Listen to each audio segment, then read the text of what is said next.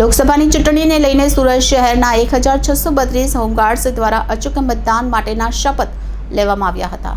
સુરત શહેર home guards commandant doctor પ્રફુલ્લ શિરોયાની અધ્યક્ષતામાં આગામી સમયમાં લોકસભાની ચૂંટણી માટે મતદાનની તારીખ નજીક આવી રહી છે, ત્યારે સુરત શહેરના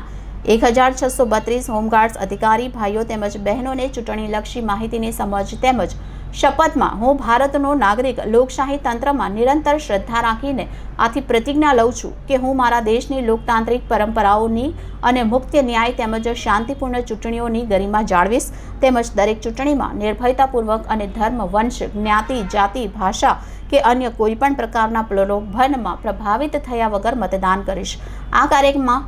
કાર્યક્રમમાં staff officer training Mehul Modi, Rander unit અધિકારી રાકેશ ઠક્કર, સચિન યુનિટ અધિકારી થોમસ પઠારે, એ ઝોન